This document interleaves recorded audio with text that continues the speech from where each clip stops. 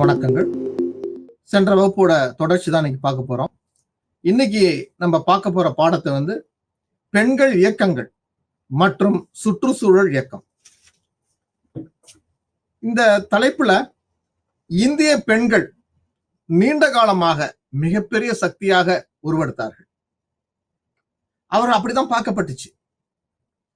இந்த பெண்களோட வாழ்க்கையில சமயம் மற்றும் கலாச்சாரங்களில் சம உரிமை இருந்துச்சு. முதல்ல அது இல்லாம இருந்தது. காலப்போக்கில் தான் கொஞ்சம் கொஞ்சமா வர ஆரம்பிச்சது. அதற்கு பின்னால் பெண்கள் வீட்டிற்கு வெளியே வேலை செய்யும் உரிமையும், எந்த ஒரு பிரச்சனைக்கும் அவர்கள் குரல் கொடுக்கவும் ஒரு வாய்ப்பு கிடைக்கப்பட்டது. பல்வேறு சமூக கலாச்சாரங்களில், அதுவும் இந்திய சமூகத்தில் முன்பு பெண்களின் நிலை சற்று பின்னால் இருந்தாலும் காலப்போக்க வளர்ச்சியில் பெண்களின் நிலை மாறுபட்டிருந்தது. பெண்களுக்கு சமூக கட்டமைப்புகள் மற்றும் சீர்திருத்த இயக்கங்கள், தார்மீக குறியீடுகள், நெறிமுறை வகுப்புகள், மதிப்புகள், கல்வி நெறிமுறைகள் இவையெல்லாம் ஒரு காலத்தின் கட்டாயமாக பார்க்கப்பட்டது. பின்னால் பெண்களின் பங்களிப்பு ஒரு சீர்திருத்த அமைப்பாக தோன்ற தொடங்கியது. சுதந்திரத்துக்கு பிறகுதான் இந்தியாவில் பெண்களின் இயக்கங்கள் பல்வேறு வேறுபாடுகளுடன் செயல்பட துவங்கியது. சமூகத்தில் பெண்களுக்கு எதிரான தீமைகள், அதாவது வரதட்சணை, அதிகார ஆதிக்கம், கற்பழிப்பு, துன்புறுத்தல், குடும்ப வன்முறைகள் போன்ற குற்றங்கள் அதிகமாகவே காணப்பட்டது. அவையெல்லாம் காலப்போக்க வளர்ச்சியில் காலத்தின் தேவையின் அடிப்படையில் பெண்களுக்கு விழிப்புணர்வு வரும் பொழுது, அதற்கான கல்வி அவர்களுக்கு கொடுக்கப்படும் போது, தற்போது பெண்களின் கல்வி மூலம் வேலைவாய்ப்பை அரசு மற்றும் தனியார் துறைகளில் சம அளவில் பங்களிப்பை உறுதி செய்கிறது. அந்த வேலைவாய்ப்புகளில் போட்டி போடும் தன்மை அளவிற்கு வளர்ச்சி அடைந்துள்ளது. இந்த துறைகளில் பணியாற்றுவதற்கு தங்கள் குடும்பங்களின் ஒப்புதலுடன் அப்பெண்கள் பணி செய்கிறார்கள். இன்றைய அளவில் அனைத்து துறைகளிலும் பெண்கள் மிக சிறப்பு வாய்ந்த ஒரு தலைமைத்துவம் மிக்க பணி செய்வதிலும் அதில் சாதனையும் படைக்கிறார்கள். குறிப்பிடும்படியாக இராணுவம், விளையாட்டு அல்லது தொழில்நுட்பத்துறை, இன்றைக்கு இருக்கின்ற போட்டி நிறைந்த அனைத்து துறைகளிலும் அவர்கள் முதன்மையாக வருகிறார்கள். அதே போன்று அரசாங்கம் பெண் குழந்தைகளுக்கு அதிக முக்கியத்துவம் கொடுத்து பல்வேறு திட்டங்களை முன்வைக்கிறது. பல்வேறு பெண்களுக்கான அமைப்புகள் ஒரு காலத்தின் கருதி இந்தியாவில் தொடங்கப்பட்டு அந்த இயக்கமானது பெண்களின் நலம், உரிமைகள் சார்ந்ததாக இருக்கின்றது. அதே போன்று அகில இந்திய பெண்கள் கூட்டமைப்பு, தேசிய மகளிர் ஆணையம் இவையெல்லாம் ஒரு காலத்தோட வளர்ச்சியில் ஏற்பட்டவை. சுதந்திரத்துக்கு முன்பு மற்றும் பிந்தைய காலத்தில் சமூகத்தின் பெண்கள் நிலை சற்று மாறி உள்ளது. பெண்களை பற்றி காந்தியின் பார்வையில், காந்தியின் கருத்துக்களில் ஆண் பெண் பேச்சுக்கு அதிக முக்கியத்துவம் தருகிறார். பெண்களுக்கு விடுதலை கிடைக்காத எந்த தேசமும் ஒரு முழுமையான விடுதலையை பெற முடியாது என்று ஒரு கருத்தை வலியுறுத்துகிறார். இந்தியாவில் காந்தியின் வருகைக்கு பின்புதான் அவருடைய கருத்துக்கள், அவருடைய போராட்டங்கள், அவருடைய எழுத்துக்கள், செயல்பாடுகள் இவை அனைத்தும் பெருவாரியான பெண்கள் பொது வழிக்கு வருவதற்கு ஒரு வாய்ப்பாக அமைந்தது. வீட்டுக்கு மட்டுமல்ல, இந்த நாட்டுக்கும் பெண்களின் தேவையை முதலில் உணர்த்தியவர். அதே போன்று ஆண்களுக்கு கிடைக்கின்ற எல்லா உரிமைகளும் பெண்களுக்கு கிடைக்க வேண்டும் என்று காந்தி கருதுகிறார். ஆண் பெண் சமத்துவத்தை அதிக அளவில் முக்கியத்துவம் கொடுக்கப்பட்டவர் மகாத்மா காந்தியடிகள். ஆண்கள் தங்கள் மனைவியை மதிப்பு மிக்க ஒரு தோழனாக நடத்த வேண்டும் ஒரு வாழ்வியலில் என்ற ஒரு கருத்தை பெண்களுக்கு சார்ந்து இல்லாமல் ஒரு பொதுவான கருத்தாக வைத்தார். பெண்கள் அரசியல் அறிவு பெற்று ஒரு நாட்டை ஆளும் அதிகாரம் பெற வேண்டும் என்று ஒரு கனவு கண்டார். அந்த கனவு இந்தியாவில் எல்லா துறைகளிலும் நிறைவு செய்தது. இந்தியாவுடைய பெண் இயக்கங்கள் ஆரம்ப காலகட்டங்களில் பிரம்ம சமாஜம் என்ற இயக்கத்தை ராஜாராம் மோகன் ராய் அதை மிக சீரும் சிறப்புமாக செயல்படுத்தினார். எழுதியவர், பேசியவர், போராடியவர். அதே போன்று ஆரிய சமாஜத்தின் மூலமாக ஈஸ்வர சந்திர வித்யாசாகர் இந்த சிறு குழந்தைகள் திருமணத்தையும் எதிர்த்தவர். இவையெல்லாம் சமூக அவலங்களாக இந்தியாவுடைய எழுச்சியை ஏற்படுத்தும் வகையில் இந்தியாவுடைய சீர்திருத்தங்களில் முதன்மை சீர்திருத்தமாக இது பார்க்கப்பட்டது. அப்படி பார்க்கும் பொழுதுதான் பெண்களிடத்தில் சதி, மறுமணம், விவகாரத்து, பெண் கல்வி, பரதா அமைப்புகள், பலதார மனம் மற்றும் வரதட்சணை போன்ற சமூக பிரச்சனைகள் அதிக அளவில் கொட்டி கிடக்கின்றது. பெரும்பாலும் இந்த பிரச்சனைகள் ஒரு அமைப்பு மூலமாக ஒரு விழிப்புணர்வு பெற்று ஒரு கல்வியின் அடிப்படையில் மூலமாக தான் இந்த மக்களுக்கு புரிய வைக்க முடியும் என்ற அடிப்படையில் இவர்களெல்லாம் போராட்டத்தை துவங்கினார்கள், பேசினார்கள், சட்டமாக்கப்பட்டார்கள். இந்தியாவில் 1920களில் பெண்ணியத்தை பற்றி அதிகம் பேசப்பட்டது. பெண்களுக்கான அமைப்புகள் உருவாக்கப்பட்டது. இந்த அமைப்பு தேசிய அளவில் பெண்களுக்கான அமைப்பாக இருந்தாலும் இது ஒரு பெண் கல்வியை மையப்படுத்தும் ஒரு அமைப்பாக இருந்தது. அந்த காலகட்டங்களில் பெண்கள் வீட்டை விட்டு வெளியேறாத ஒரு சூழல் ஏற்பட்டது. அதற்கு பல்வேறு காரணங்கள் முன்வைக்கப்பட்டிருந்தது. இவற்றையெல்லாம் தாண்டி வேலைக்கு செல்லும் பெண்கள், அகில இந்திய பெண்கள் என்ற ஒரு கூட்டமைப்பு தொடங்கப்பட்டு பின்னால் இந்தியாவுடைய சுதந்திர போராட்டத்தில் இந்திய தேசிய காங்கிரஸில் இணைந்து செயல்பட்டது. இந்த பெண்கள் அமைப்பானது முதலில் ஒரு 4 வகையாக பார்க்கப்படுகிறது. ஒன்று சமூகம், பொருளாதாரம் மற்றும் அரசியல் உரிமைகள் சிறப்பு மிக்கவரான பழங்குடியினர், விவசாயிகள், தொழில்துறை தொழிலாளர்கள், இவர்களை மையப்படுத்தி அமைப்புகள் தொடங்கப்பட்டது. அதோடு நீட்சியாக பெண்கள் வேலை செய்யும் நிலைமைகள் பெண்களுக்கு சுதந்திரத்தை மேம்படுத்துவதற்கான இயக்கங்களாக மாறின. அதோட தொடர்ச்சியான வேலை செய்யும் இடங்களில் ஆண்களுக்கும் பெண்களுக்கும் சமமான வேலை வாய்ப்புகளில் சமமான ஊதியத்தை இல்லாத இருந்த ஒரு சூழலை சுட்டிக்காட்டி அதற்காக பல்வேறு போராட்டங்கள் முன்வைக்க தீர்வு காணும் அடிப்படையில் தொடங்கப்பட்டாலும் காலப்போக்கில் ஒரு பொது வெளிக்கு, ஒரு பொதுவான பிரச்சனைகளுக்கு ஒரு ஒன்றாக கூடி காந்திய சிந்தனையின் அடிப்படையில் அவர்கள் இந்தியாவை திரும்பி பார்க்கும் வகையில் பல்வேறு போராட்டங்களையும் இயக்கங்களையும் தொடங்கினார்கள்.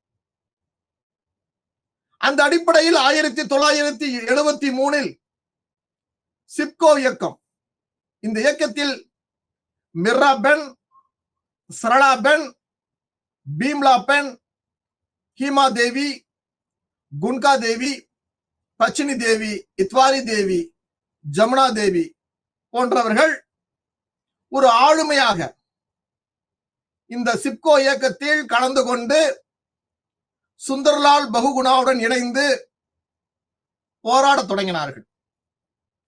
இப்போராட்டமானது 1973 உத்தரகாண்டின் இமயமலை பகுதியில் உருவானது. இந்த போராட்டத்தில் கிராமவாசிகள் பெண்களால் வன்முறையற்ற ஒரு சமூகம் மற்றும் சூழல் இயக்கமாக, இந்த சூழல் இயக்கம் என்பது அரசாங்க ஆதரவுடன் மரம் வெட்டுவதற்கு திட்டமிடப்பட்ட மரங்கள் மற்றும் காடுகளை பாதுகாப்பதற்கான ஒரு நோக்கமாக கொண்டது. இந்த இயக்கமானது சிப்கோ என்றால் ஒரு ஹிந்தி வார்த்தை. ஹிந்தியில் இதற்கு பற்றி கொள்ளுதல். ஆக ஒரு மரங்களை மக்கள் பற்றி கொள்ள வேண்டும், மரங்களை பாதுகாக்க வேண்டும் என்ற உயர்ந்த சிந்தனை அடிப்படையில் இந்த இயக்கம் முதலில் தொடங்கப்பட்டது. இந்த இயக்கத்திற்கு சுற்றுச்சூழலும் காந்திய சமூக ஆர்வலருமான சண்டி பிரசாத் பட் உள்ளூர் வளங்களை பயன்படுத்தி இந்த கிராம மக்களுக்கு சிறு தொழில்களை வளர்ப்பதற்கான ஒரு கூட்டுறவு அமைப்பை தொடங்கினார்கள். இந்த கூட்டுறவு அமைப்பு முதலில் கிராம சுராஜ்ய மண்டல். இந்த அமைப்பானது காலப்போக்கில் மாற்றப்பட்டது. ஆக இந்த அமைப்பில் பல்வேறு பெண்கள் இணைய தொடங்கினார்கள். அந்த காலகட்டங்களில் 1970 ஒரு மிகப்பெரிய இயற்கை சீற்றம், மழை வெள்ளத்தின் காரணமாக ஒரு 200க்கும் மேற்பட்ட மக்களை அங்கு இந்த இயற்கை சீற்றத்தால் கொல்லப்பட்டார்கள். கடுமையான மழை வெள்ளத்துடன் தொழில்துறை மரங்கள் என்று சொல்லப்படுகின்ற மரங்கள் இயற்கை சீற்றத்தால் அழியப்பட்டது. ஒரு பெரிய அளவிலான தொழில்துறைக்கு எதிரான எதிர்ப்பின் சக்தியாக மாறியது. அப்ப இந்த மக்கள் பெண்கள்லாம் ஒன்று சேர்ந்து முதலில் 1973 அலக்நந்தா என்ற ஒரு பள்ளத்தாக்கில் அந்த காட்டு பகுதியில் சிப்கோ போராட்டத்தை முதலில் தொடங்கினார்கள். இந்த கிராம மக்கள் விவசாய கருவிகளை உருவாக்க குறைந்த எண்ணிக்கையிலான மரங்களை அனுமதிக்க மறுப்பதால்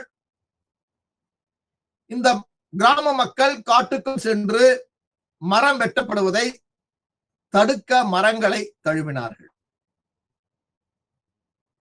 ஆக இயற்கை வளங்களை பாதுகாக்கவும் மரங்களுடைய எண்ணிக்கையை குறைவதற்கு இந்த மக்கள் எதிர்ப்புகளை தெரிவிப்பதன் மூலமாகவும் இந்த இயற்கை சீற்றங்கள் மூலம் மிகப்பெரிய அழிவை சந்திருக்கின்ற அந்த பகுதியானது அந்த மக்களிடத்தில் மிகப்பெரிய எழுச்சியை ஏற்படுத்தியது. அதன் பெண்கள் மத்தியில் மிகப்பெரிய ஒரு இயக்கமாக போராடக்கூடிய ஒரு மனநிலைக்கு ஏற்படுத்தியது. இப்போராட்டம் பல நாட்களுக்கு பிறகு அந்த காலகட்டத்தில் இந்தியாவை பிற மாநிலங்கள் கூர்ந்து பார்க்கும் ஒரு நிலைக்கு ஏற்படுத்தப்பட்டது. அப்ப அந்த போராட்டம் பல நாட்களுக்கு பிறகு அரசாங்கம் மரம் வெட்டுவதற்கான அனுமதியை ரத்து செய்தது. ஆக சிப்கோ போராட்டம் என்பது தொடக்கத்தில் எல்லோரும் ஒன்றாக இணைந்து ஒரு பொது விஷயத்திற்காக ஒரு முடிவெடுக்கப்பட்டார்கள். ஆக அந்த கிராமத்தில் உள்ள பெண்கள் வீடு வாசலை விட்டு அந்த காட்டு பகுதியில் ஒவ்வொரு மரத்தையும் சூழ்ந்திருந்தார்கள். அந்த சூழ்ந்தது மட்டுமல்லாமல் காட்டை விட்டு வெளியேற மறுத்தார்கள். மரம் வெட்டுவர்களை வெளியேற கட்டாயப்படுத்தினார்கள். இப்போராட்டம் ஒரு அமைதியான ஒரு போராட்டமாக இருந்தாலும் அரசு பல்வேறு பேச்சுவார்த்தைகளுக்கும் நடத்தியது. அப்போராட்டம் விரிவடைந்து கொண்டே இருந்தது. காலப்போக்கில் அரசு வணிக ரீதியாக மரம் வெட்டுவதற்கு 10 ஆண்டுகள் தடை விதிக்கும் ஒரு சட்டத்தையும் கொண்டு வந்தது. இந்த சிப்கோ இயக்கமானது ஒரு கால வளர்ச்சியில் வன உரிமைகளுக்காக, விவசாயிகளுக்காக மற்றும் பெண்களுக்கு ஒரு இயக்கமாக செயல்பட்டது. பெரும்பாலும் நம்ம வரலாற்று செய்திகளில் சிப்கோ இயக்கம் என்று நாம் பார்த்தோமானால் மரம் கட்டி பிடித்தல், மரத்தை தழுவுதல் என்ற ஒரு புதிய சிந்தனையை, புதிய எண்ணத்தை வரும் தலைமுறைக்கு எடுத்துக்காட்டும் விதமாக, அதுவும் காந்தியின் சத்தியாகிரகத்தின் கருத்துக்களின் அடிப்படையில் இப்போராட்டத்தை தொடங்கி வெற்றி பெற்று அரசுக்கு பல்வேறு கோரிக்கைகளை முன்வைக்கப்பட்டு அதில் வெற்றியும் கண்டவர்கள். ஆக அந்த அடிப்படையில் 1974 வனக்கொள்கையை எதிர்த்து 2 வாரங்கள் பெண்கள் உண்ணாவிரதம் இருந்தனர். அதே போன்று 1978 தெஹ்ரி அத்வானி காட்டில் மரங்கள் ஏலம் விடுவதை எதிர்த்து ஒரு உண்ணாவிரத சத்தியாகிரக போராட்டத்தை ஏற்படுத்தினார்கள். அதே போன்று 1978 பியோந்தர் பள்ளத்தாக்கில் பெண்கள் மரம் வெட்டுவர்களின் கருவிகளை பறிமுதல் செய்யப்பட்டு அரசுக்கு தன்னுடைய போராட்டத்தை வலிமைப்படுத்தினார்கள். இது போன்ற சிப்கோ இயக்கத்தால் 12 பெரிய எதிர்ப்பு போராட்டங்கள், அந்த போராட்டம் ஒரு அமைதியான வழியில் ஒரு உண்ணாவிரத போராட்டமாக, அரசுக்கு தன்னுடைய கருத்துக்களை தெரியப்படுத்தும் ஒரு போராட்டமாக, ஒட்டுமொத்த பெண்களும் அதில் கலந்து கொண்டு ஒரு பொது பிரச்சனைக்கு குரல் கொடுக்கும் ஒரு அமைப்பாக மாற்றப்பட்டது. அதன் வாயிலாக 1980 அன்றைய பாரத பிரதமர் இந்திரா காந்தி பகுகுணா விடுத்த வேண்டுகோளின் விளைவாக உத்தரகாண்ட் இமயமலையில் வணிக ரீதியாக மரம் வெட்டுவதற்கு 15 ஆண்டுகள் தடை விதிக்கப்பட்டது. இந்த தடை பிற காடுகளுக்கு சார்ந்திருக்கின்ற மாநிலமான ஹிமாச்சல் பிரதேசம், உத்தராச்சல் போன்ற மாநிலங்களுக்கும் இந்த தடை உத்தரவு கொண்டு வரப்பட்டது. ஆக ஒரு பெண்கள் ஒரு இயக்கமாக மாறி ஒரு பொது பிரச்சனைகளுக்காக, ஒரு பொதுமக்களுடைய உரிமைகளுக்காக போராடி வெற்றி பெற்று ஒரு நல்லது ஒரு அமைப்பாக செயல்பட தொடங்கியது. அதே போன்று இன்னொரு அமைப்பான நர்மதா பச்சாவோ ஆந்தோலன் 1985 தொடங்கப்பட்டது. இந்த அமைப்பானது குஜராத், மத்திய பிரதேசம், மகாராஷ்டிரா மாநிலங்களில் பாயும் நர்மதா நதியின் குறுக்கே ஒரு மிகப்பெரிய அணை கட்டுவதற்கான ஒரு திட்டம் தீட்டப்பட்டது. இந்த நர்மதா அணை திட்டமானது இந்தியாவின் மிக பெரிய அணைகளில் இந்த அணையும் ஒன்று. இந்த அணை கட்டுவதற்கான நிலங்களை கையகப்படுத்துவதும், அந்த நிலங்களில் வாழக்கூடிய பழங்குடியின மக்களினர்கள், அவருடைய வாழ்வாதாரங்கள், அந்த பகுதியில் இருக்கின்ற காடுகள், அங்கு வாழக்கூடிய மிருகங்கள், இவையெல்லாம் மிகப்பெரிய ஒரு பாதிப்புக்கு ஏற்படுத்தும் வகையில் இருந்தது.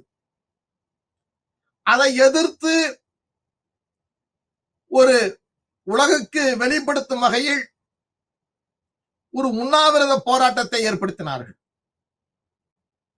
இந்த போராட்டமானது முதலில் ஒரு சிறு அளவில் தொடங்கப்பட்டாலும், இந்த போராட்டத்துடைய முக்கியத்துவத்தின் அடிப்படையில் பழங்குடியினர்கள், விவசாயிகள், சுற்றுச்சூழல் ஆர்வலர்கள், மற்றும் மனித உரிமை ஆர்வலர்கள் இப்படி பல்வேறு அமைப்பில் இருந்தும் பொதுமக்களும் பெண்களும் அணி திரண்டு வந்து கலந்து கொண்டார்கள். காலப்போக்கில் இந்த அமைப்பானது ஒரு இந்திய சமூக இயக்கமாக செயல்பட தொடங்கியது.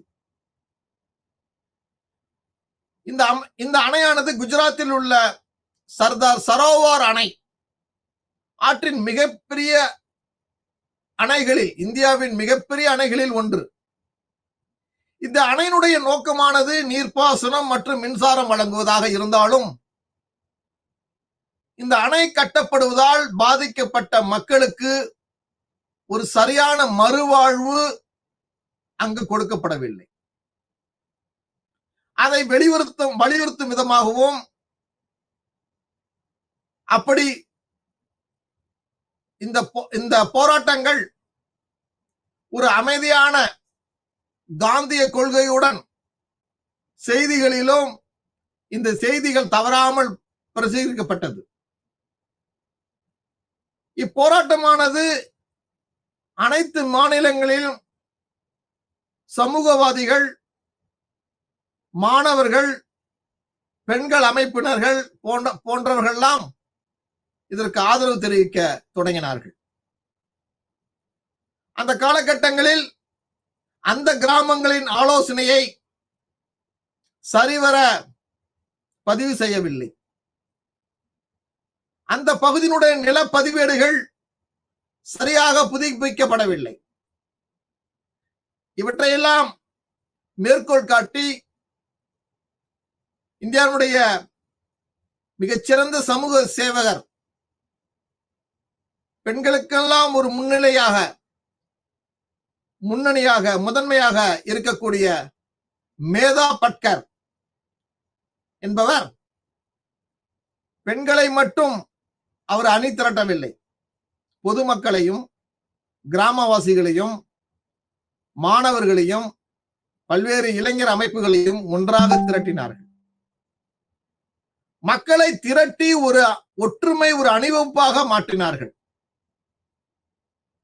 தன்னுடைய கருத்துக்களில் உண்மையை உண்ணாவிரதத்திற்கான உரிமையாக பயன்படுத்தினார்கள்.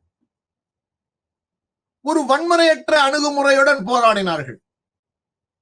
அதன்படி நீதிமன்ற தீர்ப்புப்படி மறுவாழ்வு மற்றும் செயல்முறையை முடிக்க சம்பந்தப்பட்ட மாநிலங்களுக்கு உத்தரவிடப்பட்டது.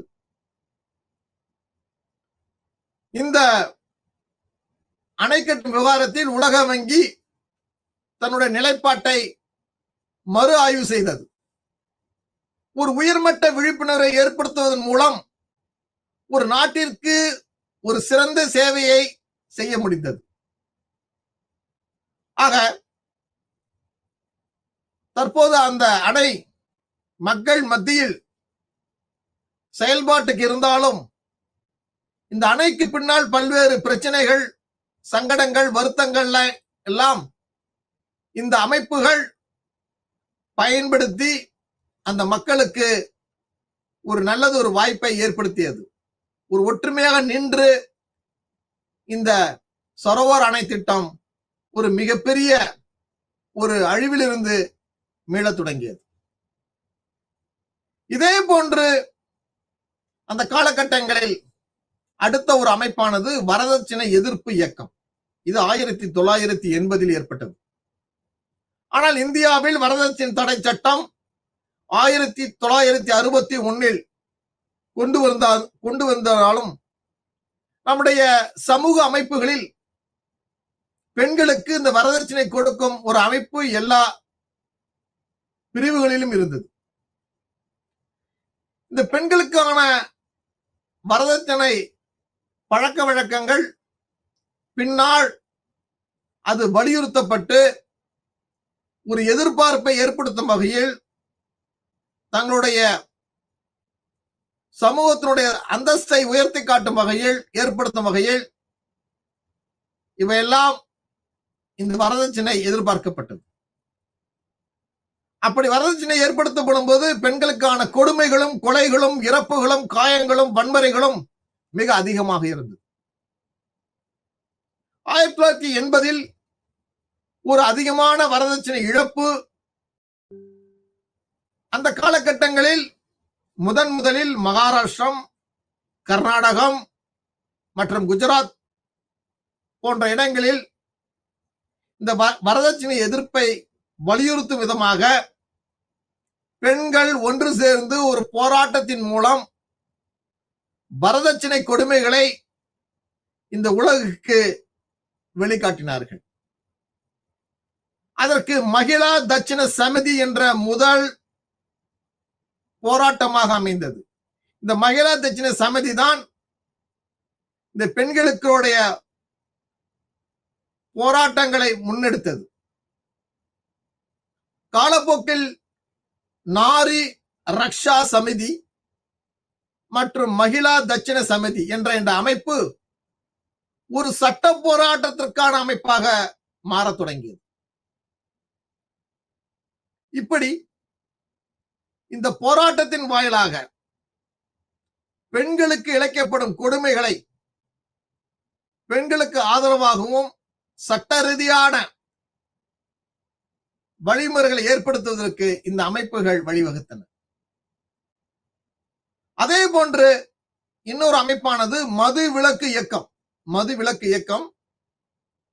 இது ஒரு தடை இயக்கமாக 1993 முதல் 94 வரை நமது ஆந்திராவில் ஏற்படுத்தப்பட்டது. இந்த மதுவால் குறைக்கப்படாத தீமைகள், இந்த மது பழக்கத்தால் பல நோய்கள், விளைவுகள் மற்றும் பிரச்சனைகள் ஏற்படுத்தப்பட்டது. இந்த மதுவை பற்றி மகாத்மா காந்தியடிகள் இந்த மதுவை சட்ட ரீதியாக தடை செய்ய வேண்டும். மது அருந்தி பல்வேறு சங்கடங்களுக்கு உண்டாகும் நபர்களை தண்டனைகள் மூலம் அவர்களை திருத்த வேண்டும். மது அருந்திவிட்டு பொது இடங்கள், பொது மக்களிடம் ஏற்படும் அசௌகரியங்களை நாம் கண்டிக்க வேண்டும். முழுமையாக மதுவை தவிர்க்க வேண்டும் என்று சில கருத்துக்களை முன்வைக்கிறார்கள். இந்த கருத்துக்கள் இருந்தாலும் ஆந்திராவில் இந்த மதுவினால் பெண்களுக்கு பல்வேறு இன்னல்கள் ஏற்படுத்தப்பட்டது. இந்த மதுவால் மனிதன் அடிமையாகின்றான். குடும்ப வன்முறைக்கு அதிகமான காரணமாக இந்த மது விளங்குகிறது. மதுவினால் ஒரு குடிமகன் வேலைக்கு சரியாக பணியாற்ற முடியவில்லை.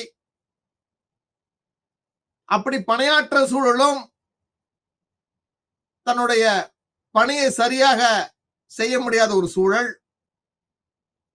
இந்த மதுவினால் பல்வேறு மன அழுத்தங்கள், தேவையற்ற உரையாடல்கள், தவிர்க்க முடியாத சங்கடங்கள், தன் சுயநிலைவின்றி வன்முறைக்கு ஏற்ற ஒரு சூழல்கள் போன்றவைகள் எல்லாம் உருவாக தொடங்கியது. ஆக ஒரு சமூகத்தின் சமூக சூழல் ஒரு சீர்கெடுதல் அதிகமாக ஏற்படுத்தியது. இந்த மதுவினால் பெண்களுக்கு அதிகமான பாதிப்பு இருந்தது. அவருடைய வாழ்க்கை முறையில், சூழ்நிலையில் பல்வேறு மாற்றங்களை ஏற்படுத்தியது. தேவையற்ற சண்டைகள், மன வருத்தங்கள், பொருளாதார ரீதியான பாதிப்புகள், உடல்நலம் கெடுதல், கெட்ட கலாச்சாரம் ஏற்படுத்துதல், குடும்பத்தின் நன்மதிப்பை இழத்தல் போன்ற பல்வேறு காரணங்களை வரிசையாக அடுக்கிக் கொண்டார்கள். இதை எதிர்த்துத்தான் மதுவிற்கு எதிரான பெண்கள் அமைப்பு போராடத் தொடங்கியது. இப்போராட்டம் முதலில் ஒரு சிறு அமைப்பாக இருந்தாலும் இந்த பாதிப்பு பெண்களுக்கு அதிக அளவில் இருந்ததனால் ஒரு பொது விவாதத்திற்கும் பொதுமக்கள் மத்தியிலும் பேசக்கூடிய ஒரு அமைப்பாக காலப்போக்கில் உருவானது. ஆக ஒரு பொதுமக்களுக்கு மத்தியில் ஒரு விழிப்புணர்வை ஏற்படுத்தியது. பின்னால் அனைத்து அரசியல் கட்சிகளும் இத்தகைய அமைப்பிற்கு ஆதரவு அளித்தனர். மதுவின் தீமையை ஒரு அமைதியான ஒரு இயக்கமாக துவக்கினாலும் இந்த அமைதியான வழி போராட்டமானது ஒரு உண்ணாவிரதம், தெருமுனை பிரச்சாரங்கள் மூலம் ஒரு வெற்றியை காணும் ஒரு இயக்கமாக மாற்றப்பட்டது. ஆக அதற்கு பெண்கள் ஒன்று கூடி தங்கள் எதிர்ப்பை ஒரு அமைதியான வழியில் ஒரு அறப்போராட்டத்தின் வகையில் அரசாங்கத்திற்கு தங்கள் கருத்துக்களை முன்வைத்தார்கள். அதன் அடிப்படையில் தான் அந்த அமைப்பு மிகப்பெரிய வெற்றியை பெற்று அரசு பல்வேறு கொள்கை முடிவுகளை எடுக்கப்பட்டு அதன் அடிப்படையில் செயல்பட தொடங்கியது. அப்படி ஒரு அமைப்பான இன்னொரு அமைப்பானது காப் பஞ்சாயத்துகளுக்கு எதிரான இயக்கம் 1995. இந்த காப் பஞ்சாயத்துக்கான எதிரான இயக்கமானது நம் தமிழ்நாட்டில் ஊர் பஞ்சாயத்து சொல்வார்களே, அது போன்ற ஒரு அமைப்பு. அதைத்தான் காப் பஞ்சாயத்து என்றார்கள். இந்த காப் பஞ்சாயத்து என்பது ஹரியானா, ராஜஸ்தான், மேற்கு உத்தரப்பிரதேசம் போன்ற பகுதிகளில் சாதி மூத்தோர் குழுவினரால் அமைக்கப்பட்டது. ஒரு குறிப்பிட்ட சமூக மக்களிடம் நிலவும் பிணக்குகளுக்கு, பிரச்சனைகளுக்கு தீர்வு சொல்பவராக இருந்தார்கள். இந்த காப் பஞ்சாயத்து எந்த அரசியல் கட்சியும் சாராது இருந்தது. இந்த காப் பஞ்சாயத்திற்கு அரசு அங்கீகாரம் வழங்காது இருந்தது. இந்த காப் பஞ்சாயத்து உறுப்பினர்கள் ஆண்கள் மட்டும் தேர்வு செய்யப்பட்டனர்.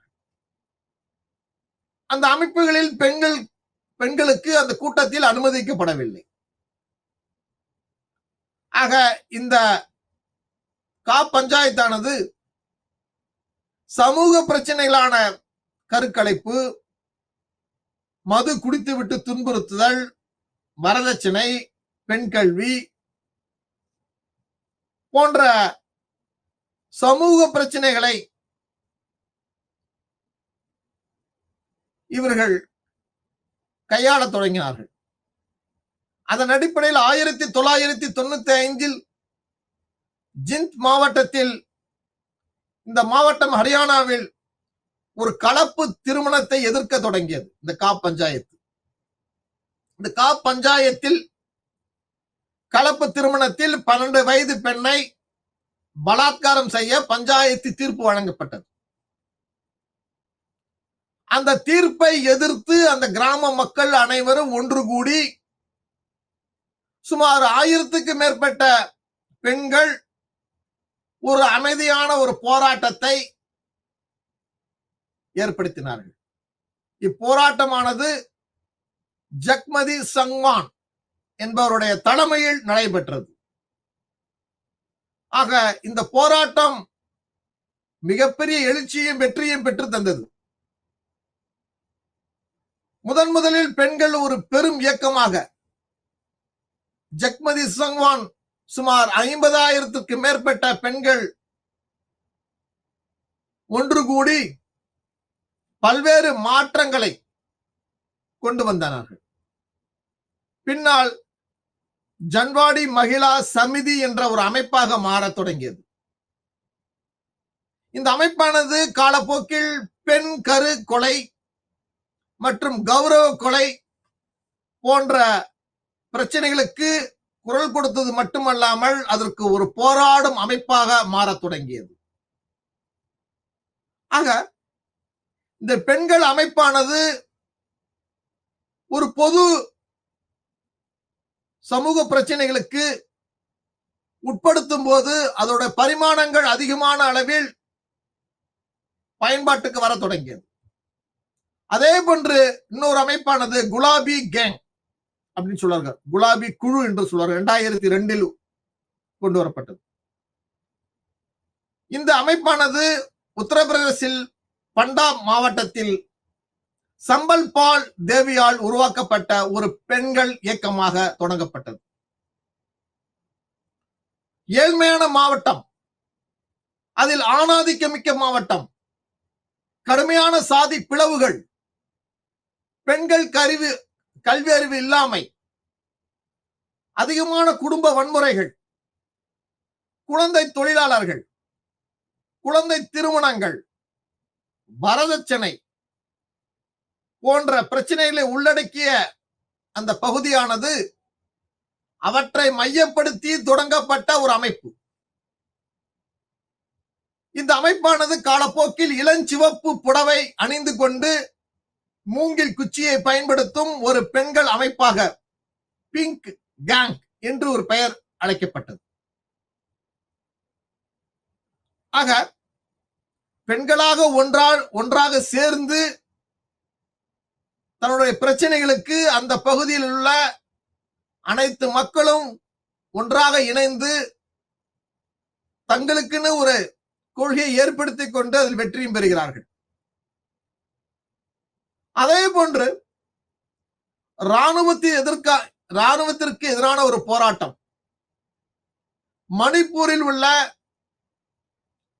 பெண்கள், போதைப் பொருள் அச்சுறுத்தல், மனித உரிமை மீறல், ஊழல், ஆயுதப்படை அதாவது சிறப்பு அதிகாரங்கள் பெற்று பல்வேறு வன்முறைகளுக்கும் சங்கடங்களுக்கும்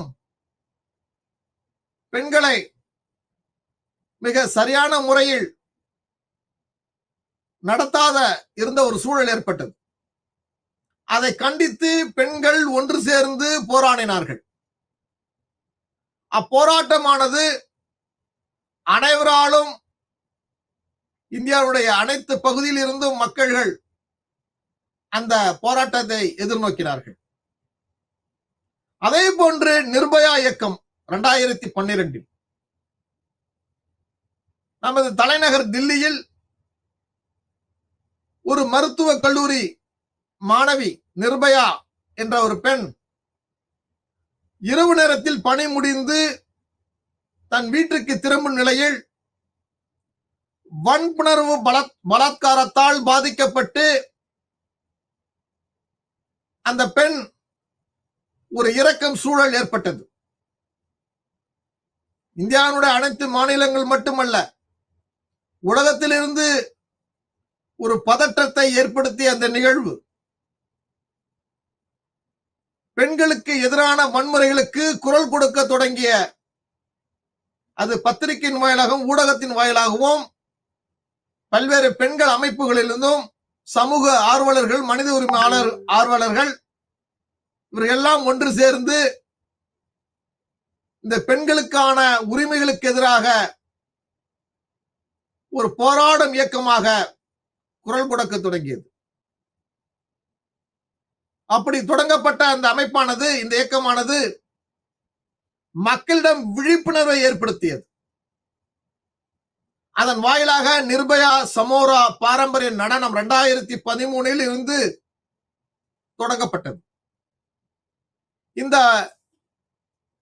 நிர்பயா சமோரா பாரம்பரிய நடனமானது பெண்களுக்கு நடக்கப்படும் அநீதிகள், கொடுமைகள், உரிமைகள் எவ்வாறு மறுக்கப்படுகிறது, என்னென்ன பிரச்சனைகளை அவர் எதிர்நோக்குகிறார்கள் போன்றவற்றையெல்லாம் உணர்த்தும் விதமாக இந்த பாரம்பரிய நடனம் ஒவ்வொரு ஆண்டும் நடத்தப்படுகிறது. ஆக ஒரு அமைதிவாதமாக, ஒரு அமைதியை காக்கும் விதமாக, ஒரு சமாதானத்தை ஏற்படுத்தும் விதமாக, அது ஒரு போர் சார்ந்த சூழலா இருக்கலாம், அல்லது சமூக பிரச்சனையா இருக்கலாம். இவற்றுக்கெல்லாம் நாம் ஒரு அமைதியான வழியில் தீர்வு காண வேண்டும். அதற்கு மாண்டெஸ்கியூ போன்ற சிந்தனையாளர்கள் இக்கருத்துக்களை வலிமை சேர்க்கிறார்கள். இன்றைய மக்கள் உலகளாவிய சமத்துவத்தை கடைபிடிக்க வேண்டும், ஒரு அமைதியான தீர்வை காண வேண்டும்.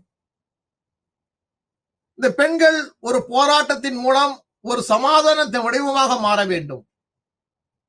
எந்த ஒரு போராட்டமும் பேச்சுவார்த்தையின் மூலம் எல்லா பிரச்சனைகளுக்கும் தீர்வு காணும் வகையில் அது வலியுறுத்த வேண்டும்.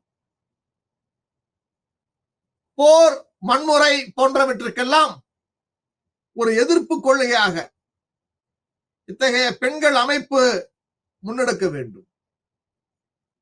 ஆக ஒரு அமைதிவாதம் அல்லது ஒரு காந்தியவாதம் என்பதெல்லாம் ஒரு அகிம்சை போராட்டமாக பார்க்கப்படுகிறது.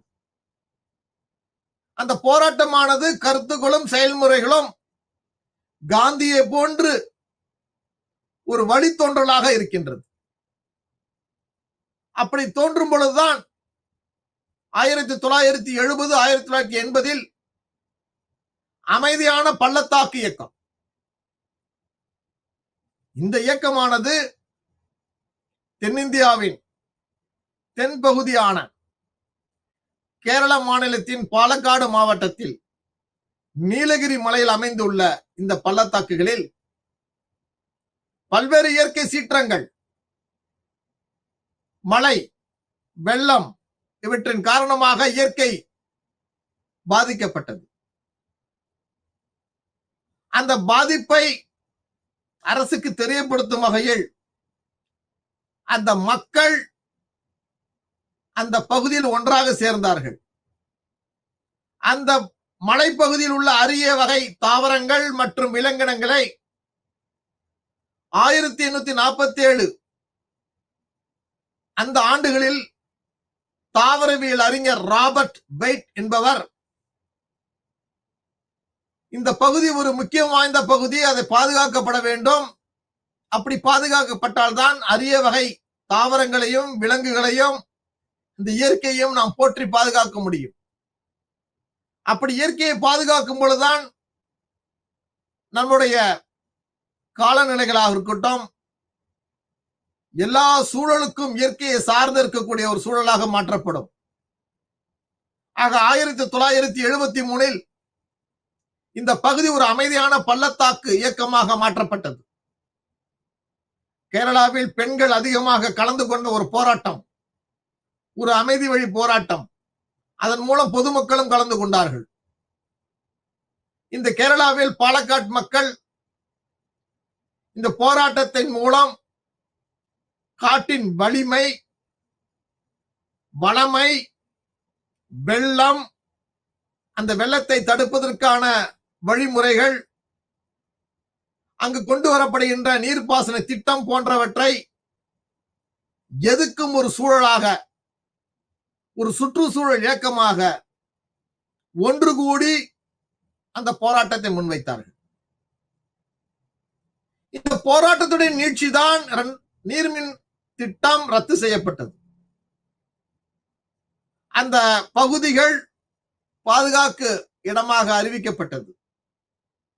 அந்த மக்களுக்கு கொடுக்கப்பட்ட அந்த சலுகைகளும் உரிமைகள் அந்த மக்களுக்கு திருப்பி வழங்கப்பட்டது. அரசு ஒரு கொள்கை முடிவை எடுக்க தொடங்கியது.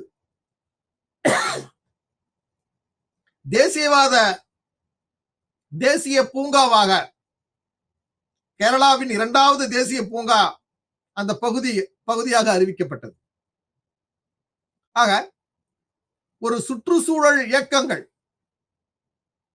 பெண்கள் மத்தியில் ஒரு மிகப்பெரிய அளவில் ஏற்படுவதற்கு இந்த பெண்கள் எல்லாம் ஒன்று சேர்ந்து ஒரு கருத்து ஒற்றுமையின் அடிப்படையில் அவர்களுக்கு தேவையான அளவில் அந்த கல்வி அவர்களுக்கு கிடைக்கும் பொழுது அதன் மூலம் அவர்கள் மிகப்பெரிய ஒரு சூழலுக்கு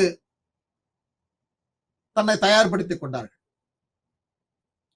இந்தியாவில் இந்த பெண்கள் இயக்கங்களாக முதலில் தன்னுடைய பிரச்சனைகளுக்காக தொடங்கப்பட்ட ஒரு அமைப்பாக இருந்தாலும் பின்னால் ஒரு பொதுமக்களுடைய பிரச்சனையாக, சமூகம் சார்ந்த பிரச்சனைகளாக அவர்கள் உருவெடுக்க தொடங்கினார்கள். இன்று பெண்களுக்கு நடைபெறுகின்ற அநீதிகள், குற்றங்கள் இவற்றையெல்லாம் சுட்டிக்காட்டுவதற்கென்று பல்வேறு அமைப்புகள் தொடங்கப்பட்டுள்ளது. சில அமைப்புகள் பெண் உரிமைக்காக மட்டும் செயல்படுகிறது. சில அமைப்புகள் சட்டங்களுக்காக மட்டும் செயல்படுகிறது. ஆக இது போன்ற பல்வேறு தன்னார்வலர்கள் அவர்கள் இந்த காலத்தினுடைய கருதி அவர்கள் எல்லாம் இந்த சமூகத்தின் மிகப்பெரிய ஒரு பங்களிப்பை ஏற்படுத்துகிறார்கள். இந்தியாவில் படிப்படியாக இப்படி இயக்கங்கள் அங்கொன்றும் இங்கொன்றும் தொடங்கினாலும் ஒவ்வொரு மாநிலத்திலும் பெண்களுக்கான சமூக அமைப்புகள் மிக வலுவாக கட்டமைக்கப்பட்டிருக்கின்றது. அதற்கு மிக முக்கியமான காரணம் கல்வி அறிவு. ஒரு காலத்தில் அந்த கல்வி அறிவு அவர்களுக்கு அந்த கல்வி மிக எளிமையாக கிடைக்க முடியாத ஒரு சூழல் ஏற்படுத்தப்பட்டது. சில சமூக பழக்க வழக்கத்தின் அடிப்படையில் அந்த கல்வி மறுக்கப்பட்டிருந்தது. அது மதம், சாதி, இனம், மொழி இப்படி பல்வேறு காரணங்கள் வகைப்படுத்தப்பட்டிருந்தாலும் சில சமூக பொருளாதாரமும் ஒரு காரணமாக கூட இருந்தது. இவையெல்லாம் இந்தியா சுதந்திரம் அடைந்த பிறகு முதலாவது ஐந்தாண்டு திட்டம், இரண்டாவது ஐந்தாண்டு திட்டத்திற்கு பிறகு பெண்களுக்கான கல்விகள் கொடுக்கப்பட்டு அது தொடக்க கல்வியாக இருந்து உயர்நிலை கல்வியாக இருந்து மேல்நிலை கல்வியாக மாற்றப்பட்டு இன்று ஒரு கல்லூரிகளில் படிக்கும் ஒரு சூழலையும் ஒரு இளங்கலை முதுகலை பட்டத்தை பெற்று அவர்களுக்கென எந்த துறையில் சிறந்த விளங்க வேண்டும் என்ற ஒரு சுதந்திரத்தின் அடிப்படையில் அத்தகைய கல்வியை அவர்கள் படிக்கிறார்கள், தேர்ந்தெடுக்கிறார்கள். இன்று மருத்துவத்துறையாக இருக்கட்டும், பொறியியல் சார்ந்த தொழில்நுட்ப துறையாக இருக்கட்டும், ஏன் விவசாய துறையாக இருக்கட்டும், அல்லது மேலாண்மை துறையாக இருக்கட்டும், அல்லது சட்டத்துறையாக இருக்கட்டும், அல்லது அயல் நாடுகளில் போய் படிக்கும் ஒரு சூழலாக இருக்கட்டும், அனைத்து துறைகளிலும் முதன்மையான மாணவர்களாக மாணவிகளாக வரக்கூடிய ஒரு சூழலை ஏற்படுத்தியிருக்கிறார்கள். இந்த 2023 ஆண்டு குடிமைப்பணி தேர்வுகளில் கூட இந்த பெண்கள் கல்வியினுடைய முக்கியத்துவத்தை முதல் 3 இடங்களில் பெண்கள் மட்டுமே வந்திருக்கிறார்கள். அந்த அளவிற்கு பெண்களுடைய கல்வியின் வளர்ச்சி அதிகமாக உள்ளது. பல்வேறு துறைகளில் பெண்களை முதன்மைப்படுத்தி அவருடைய அறிவை முழுமையாக பயன்படுத்தும் விதமாக இன்றைய கல்வி சூழலும் சமூகமும் சார்ந்து இருக்கின்றது. இப்படி சார்ந்து இருக்கும் பொழுது இந்த பெண்களுக்கான அமைப்புகளும் இயக்கங்களும் ஒரு பக்கம் பெண்களை சார்ந்து அரசுக்கு பல்வேறு வழிகாட்டுதலை, அரசுக்கு பல பரிந்துரைகளை இவையெல்லாம் வழங்கப்படுகிறது. இந்தியாவில் தேசிய மகளிர் ஆணையம், மாநிலத்தில் மாநில மகளிர் ஆணையம் போன்றவையெல்லாம் ஏற்படுத்தப்பட்டிருக்கின்றது. இவற்றின் மூலம் பெண்களுக்கு நடைபெறுகின்ற அவலங்களையும் குற்றங்களையும் குறைப்பதற்கும் அவர்களுக்கு தகுந்த நீதியையும் மறுவாழ்வையும் ஏற்படுத்துவதற்கும் பல்வேறு தொண்டு நிறுவனங்கள், அமைப்புகள், இயக்கங்கள் இவையெல்லாம் ஒன்று சேர்ந்து இந்த தேசிய மற்றும் மாநில மகளிர் ஆணையத்தை நாடுகிறார்கள். அப்படி என்றால் அரசு பல்வேறு உரிமைகளை பெண்களுக்கு வழங்கி இருக்கிறது. இந்திய அரசியலமைப்பு சட்டத்தின் அடிப்படையிலும் அல்லது பல்வேறு துணை உரிமைகள் அடிப்படை சட்டத்திலும் வழங்கப்பட்டிருக்கின்றது. இந்த இயக்கங்கள் பெரும்பாலும் பெண்களுக்கு எதிரான வன்முறைகளை தடுப்பதற்கும் விழிப்புணர்வை ஏற்படுத்துவதற்கும் பெண்களுக்கு ஒரு பாதுகாப்பு அரணாக இருப்பதற்கு இந்த அமைப்புகள் தோள் கொடுத்து இயங்குகிறது. ஆக ஒரு சமூக வளர்ச்சியில் இந்த பெண்களின் இயக்கமானது ஒரு முக்கியத்துவம் பெறுகிறது. ஏனென்றால் ஒரு போராட்டத்தின் வடிவமாகத்தான் பெண்கள் இன்று போட்டி போட்டு படித்து தன் திறமைகளை வெளிப்படுத்திக் கொண்டிருக்கிறார்கள். இந்த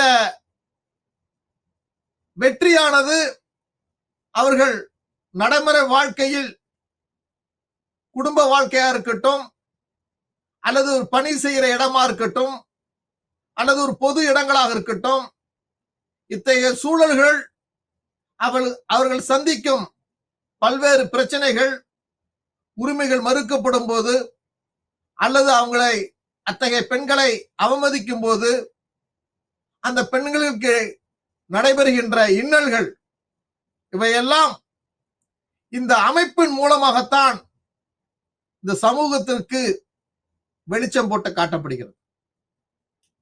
அதன் மூலமாகத்தான் அரசுக்கு பல்வேறு கொள்கை முடிவுகளையும் சட்டங்களையும் ஏற்படுவதற்கான ஒரு வழிமுறைகளை கொண்டு வருகிறது. உதாரணத்துக்கு இந்த நிர்பயா வழக்கானது ஒரு இளம் குற்றவாளிகள் தண்டிப்பதற்கு அந்த குற்றத்தை ஒரு முன்னின்று நடத்திய ஒரு இளம் குற்றவாளி வயதின் அடிப்படையில் அந்த நபரை பாதுகாத்து பின்னால் அந்த குற்றம் நிரூபிக்கப்பட்டு தண்டனை வழங்கப்பட்டது. இந்த மாதிரி பாதிக்கப்பட்ட பெண்களுக்கு அந்த பெண்களுடைய புகைப்படத்தை கூட பாதுகாக்கும் ஒரு சூழலை அரசு ஏற்படுத்தியிருக்கிறது. இந்த நிர்பயா வழக்கில் அந்த பெண்ணுடைய முகத்தை எந்த ஒரு பத்திரிகைகளும் ஊடகத்திலும் பயன்படுத்தக்கூடாது. அவருடைய குடும்பத்திற்கு எந்தவித கஷ்டங்களையும் சங்கடங்களையும் ஏற்படுத்தக்கூடாது. இந்த சம்பவமானது ஒட்டுமொத்த இந்தியாவையும் திரும்பி பார்க்கப்பட்ட ஒரு சம்பவம். அன்றைய காலகட்டங்களில் பல்கலைக்கழகம், கல்லூரிகள், மாணவர்கள், மாணவிகள் ஒன்று சேர்ந்து போராடினார்கள். இப்படி ஒரு நிர்பயா மூலம் இனி ஒரு சம்பவம் இந்தியாவில் நடக்கக்கூடாது. இதனுடைய போராட்டத்துடைய எதிரொலிப்பு உலகின் பல்வேறு வளர்ச்சியடைந்த நாடுகள், வளரும் நாடுகளில் கூட தங்கள் எதிர்ப்பை பதிவு செய்தார்கள். அந்த அளவுக்கு ஒரு உற்று நோக்கும் ஒரு நிர்பயா வழக்கு காணப்பட்டது. அந்த சம்பவத்திற்கு பிறகு இந்த நிர்பயா வழக்குக்கு பல்வேறு அமைப்புகள் துணை நின்றார்கள். அது பெண்கள் சார்ந்த அமைப்புகள். இந்த பெண்கள் சார்ந்த அமைப்புகள் அரசுக்கு பல்வேறு பரிந்துரைகளை வழங்கினார்கள். வழக்கு உச்ச நீதிமன்றத்தில் வரும் பொழுது அதற்கு பல்வேறு ஆதாரங்களையும் இந்த பெண்கள் மத்தியில் நடைபெறுகின்ற அவலங்களையும் ஒரு சாட்சியாக கொடுக்கப்பட்டது. அதன் வாயிலாகத்தான் அரசு சில கொள்கை முடிவுகளை எடுக்க தொடங்கியது.